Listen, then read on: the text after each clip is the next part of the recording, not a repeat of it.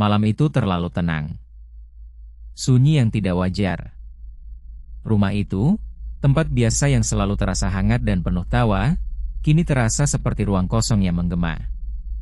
Hanya kakakku dan ibuku yang tinggal di dalamnya malam itu. Aku sedang mengikuti kegiatan retret dari sekolah, dan ayahku tengah melakukan perjalanan bisnis. Rumah itu, seolah-olah menahan napas dalam gelap. Menurut kakakku, malam itu dimulai seperti biasa. Mereka menonton serial, membungkus diri dengan selimut, tertawa pelan di tengah cahaya remang-remang dari layar. Tidak ada firasat buruk. Tidak ada suara mencurigakan. Hanya keheningan. Hingga jam dinding menunjukkan pukul 11.57 malam. Karena malas kembali ke kamarnya sendiri, kakakku memutuskan tidur di kamar ibu. Mereka mematikan lampu, membiarkan rumah tenggelam dalam gelap. Tapi malam itu, keheningan terasa berbeda. Bukan keheningan damai, tapi keheningan yang seperti menunggu. Pukul 1.47. Sebuah bunyi notifikasi memecah keheningan. Layar ponsel kakakku menyala samar. Ia meraihnya, setengah sadar. Sebuah pesan dari aplikasi pengiriman. Paket Anda telah tiba. Silakan ambil di depan pintu. Kakakku mengernyit. Ia memang memesan sesuatu, tapi menurut sistem, pengiriman baru akan dilakukan 3 hari lagi. Dan, siapa yang mengantarkan paket pukul 2 pagi? Kepalanya mencoba mencari alasan rasional, tapi tubuhnya mulai dingin. Ada getaran tidak wajar yang merayap di kulitnya. Penasaran, ia membuka aplikasi CCTV untuk memastikan. Di layar, sosok pria berdiri diam di teras. Jaket kurirnya familiar. Tapi ekspresinya tidak. Senyumnya terlalu lebar. Terlalu lama. Tidak ada gerakan. Tidak ada ketukan pintu. Dia hanya berdiri.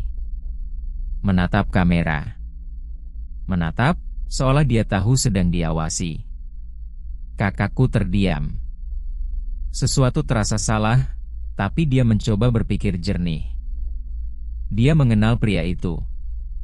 Pernah mengobrol, bahkan bercanda. Tapi malam itu, ada yang berbeda. Sesuatu di balik mata pria itu, kosong. Atau terlalu penuh. Ia bangun, memberitahu ibuku bahwa paket datang.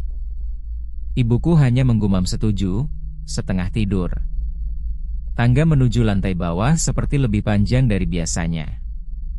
Setiap langkah menggema. Dinding terasa lebih sempit. Saat membuka pintu, pria itu berdiri terlalu dekat. Tanpa kata. Tanpa senyum kali ini. Ia menyerahkan paket kecil dan berbalik. Tapi sebelum naik motornya, ia menoleh kembali. Senyum kembali muncul. Kali ini lebih lebar. Lebih tidak manusiawi. Seperti wajahnya dipaksa tersenyum oleh tangan yang tak terlihat. Paket itu kecil, ringan, dan tidak berlabel. Hanya nama kakakku tertulis samar di atasnya. Dia tidak langsung membukanya. Menaruhnya di atas meja dapur dan kembali ke kamarnya sendiri. Tidak tahu kenapa, tapi kamar ibu terasa tidak aman. Dia berbaring, mencoba tidur. Tapi dia merasa ada yang memperhatikan. Dari luar jendela.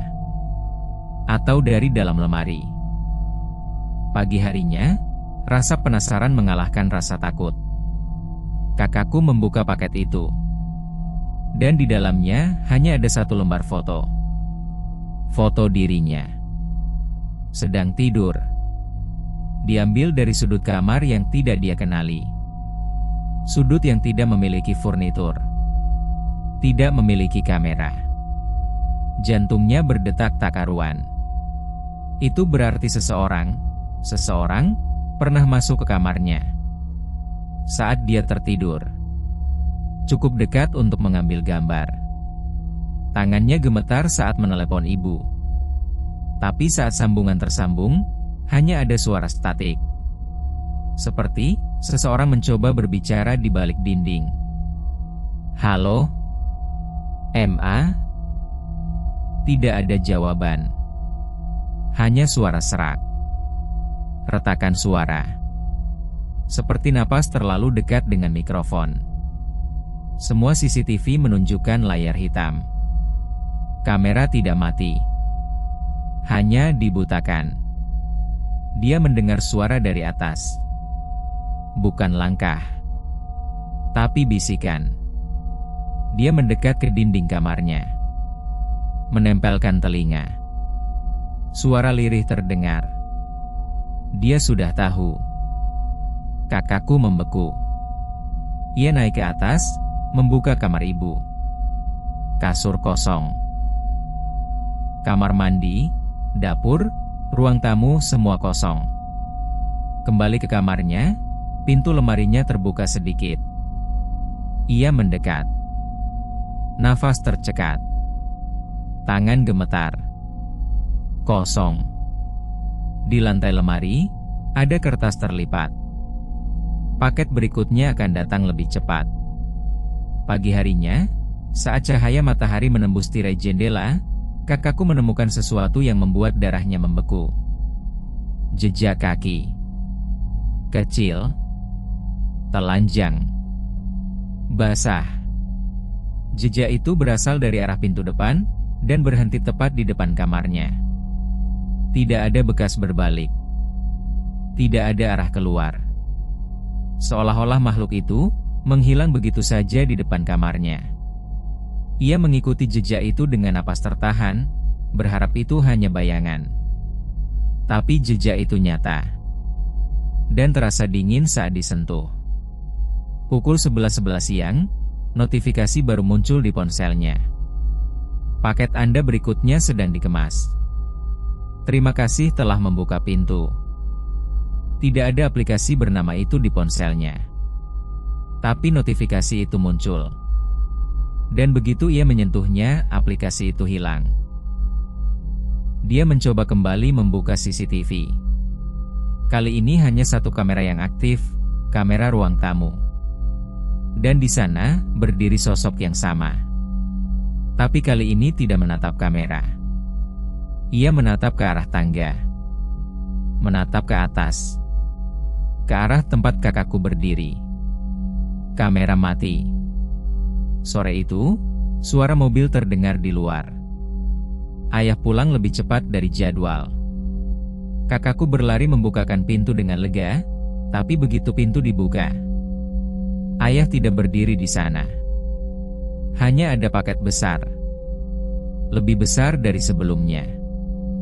Dan tidak ada tulisan apa-apa. Dengan tangan gemetar, ia membuka paket itu. Di dalamnya ada sesuatu yang dibungkus kain hitam. Berat. Saat kain itu dibuka, isinya adalah speaker kecil dan ponsel yang sedang memutar rekaman. Rekaman dirinya. Bernafas dalam tidur. Durasinya 6 jam. Di belakang kardus paket, ada angka-angka tertulis dengan spidol merah. 1, 4, 2, 9, 1, 1. Ia tidak mengerti artinya. Tapi saat dia memeriksa dinding dekat pintu, angka yang sama tergores samar. Seperti sudah lama ada di sana. Hanya, tak pernah diperhatikan. Malam harinya, suara kembali terdengar dari dalam lemari. Tapi kali ini bukan bisikan. Ini, tawa. Pelan. Menyeret. Seperti suara anak kecil yang sedang bermain sendirian di ruangan kosong. Ia memegang gagang lemari. Tidak membukanya. Tapi suara itu berhenti seketika. Dan dari celah pintu lemari, sesuatu mengedipkan mata padanya. Ibunya belum juga pulang. Telepon tidak aktif. Semua barangnya masih di rumah. Tapi tidak ada jejak kemana dia pergi. Pakaian terakhir yang dikenakan ibu tergantung di kamar mandi. Basah.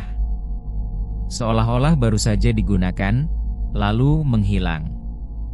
Keesokan harinya, sebuah surat muncul di meja makan. Tulisannya manual. Huruf-hurufnya seperti ditulis oleh anak kecil. Mainkan sampai selesai, atau semua akan diam. Tidak ada amplop. Tidak ada bekas pengantar. Tapi tinta surat itu belum benar-benar kering. Malam itu, saat menuju dapur, kakakku melihat sesuatu di tangga. Boneka. Bukan milik siapapun di rumah. Bajunya robek. Matanya diganti kancing. Dan di tangannya, tergenggam kertas kecil. Aku suka menontonmu tidur. Jam dinding berhenti di angka pukul 3. Semua jam di rumah ikut mati. Langit tetap gelap. Seperti matahari tidak pernah muncul lagi. Internet terputus. Listrik berkedip-kedip. Rumah itu kini seperti dunia sendiri. Pukul 3.33, lonceng pintu berbunyi sendiri. Tidak ada siapapun di luar. Tapi saat ia membuka pintu, sebuah papan kayu dengan tulisan muncul. Giliranmu. Dan di bawahnya, sebuah pion kecil dari permainan ular tangga. Telepon rumah berbunyi. Nomor tidak dikenal. Saat diangkat, terdengar suaranya sendiri berkata, "Jangan lihat ke cermin." Seketika, semua cermin di rumahnya mulai berkabut dari dalam. Malam itu, suara tangisan terdengar dari balik dinding kamar. Tangisan anak kecil. Ia menempelkan telinga, dan dinding itu terasa hangat. Lalu terdengar, "Buka aku. Aku terkunci di balik cat ini." Ia menemukan kaset tua di bawah ranjang. Saat diputar, terdengar suara ayah menyebut namanya. Tapi itu suara dari 10 tahun lalu. Dan ayah memanggilnya sambil menangis. Saat mencoba tidur, ia merasa diawasi. Dan ketika menengadah ke langit-langit, ada mata. Puluhan. Menyipit perlahan. Bergerak. Dan satu dari mereka menangis darah. Pukul 4.04. Lemari kamar terbuka sendiri. Tidak ada apapun di dalamnya. Tapi lantainya ada papan Ouija. Dan papan itu bergerak tanpa disentuh. Bertuliskan, "Bantu kami." Ia menutup semua cermin di rumah, kecuali satu. Dan di cermin itu, ia melihat sosok ayahnya. Tersenyum. Tapi di belakangnya ada dirinya sendiri. Menangis. Membisu. Sebuah pesan suara muncul di ponselnya. Suara ibu. "Maaf. Aku tidak bisa melindungimu lagi.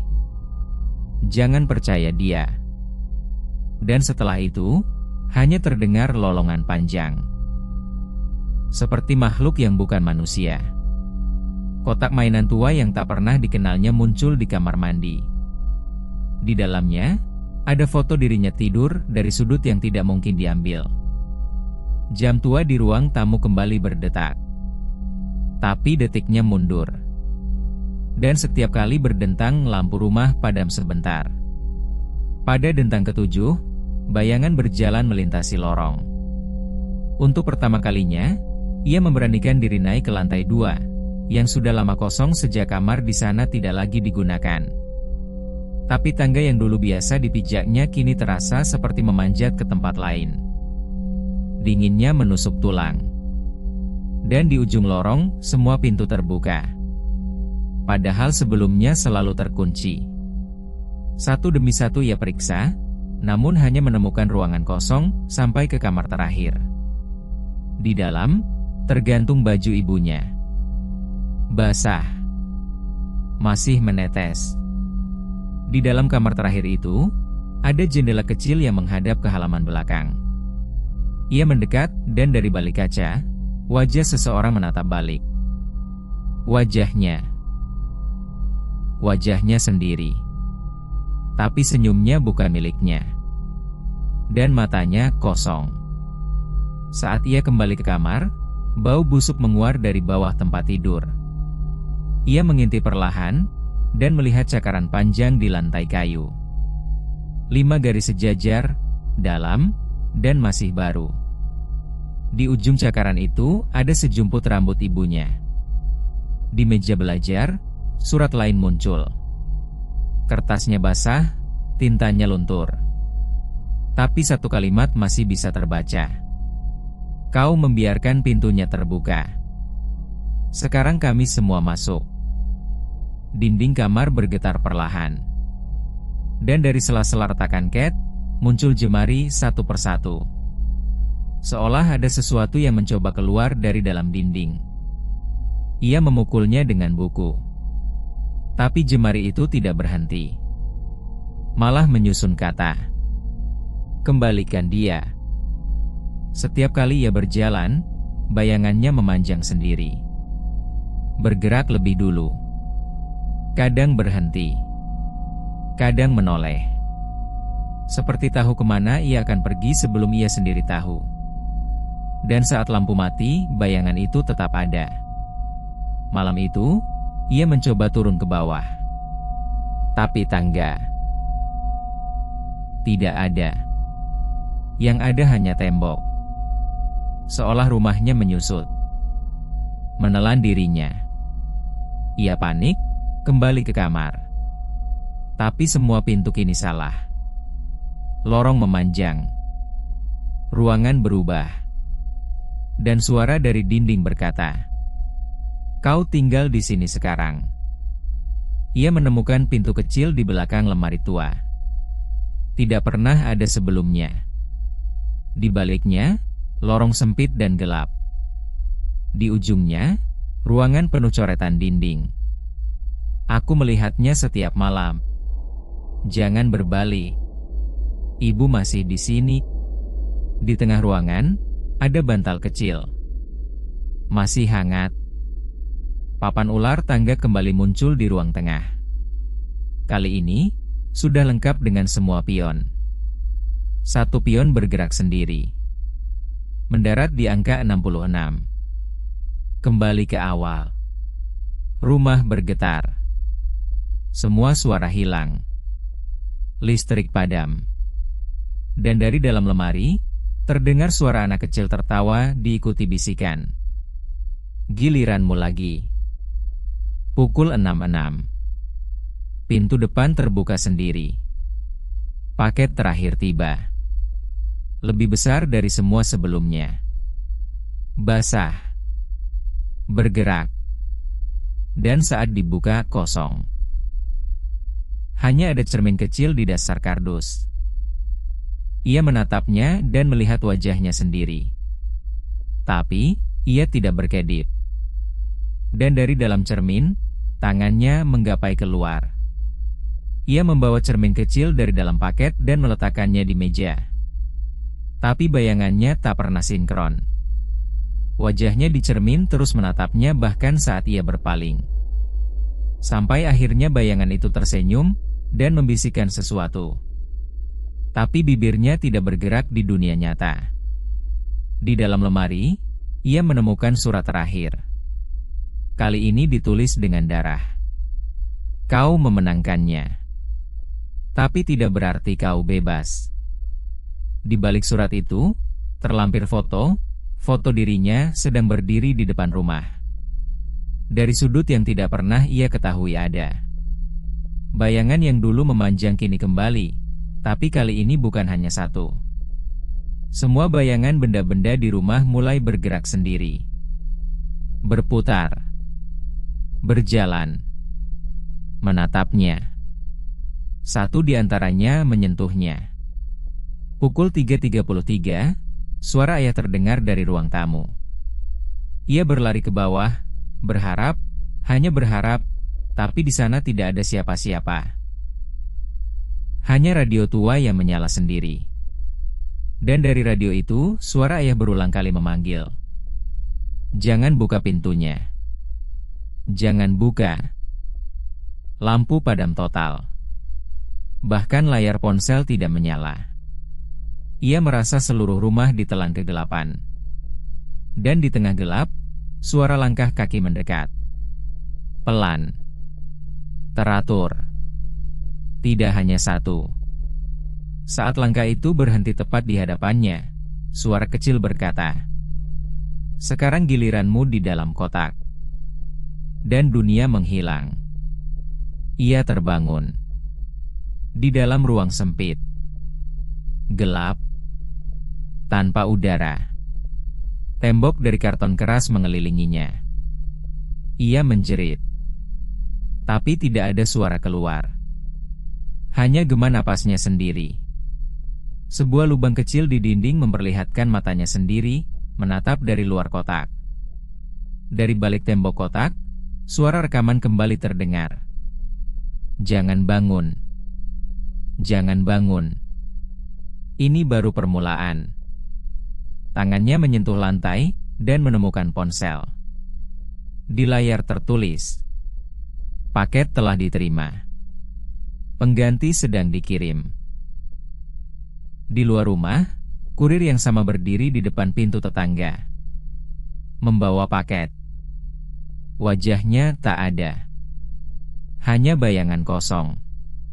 Dan dari dalam paket itu, terdengar suara gadis, berteriak minta tolong. Kisah itu berulang. Setiap penerima paket menjadi bagian dari jaringan. Satu demi satu. Rumah demi rumah. Dan tidak ada yang benar-benar bisa menutup pintu selamanya.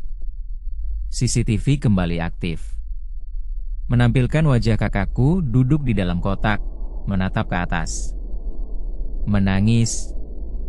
Lalu kamera berganti sudut. Menampilkan wajahku sedang membuka pintu depan.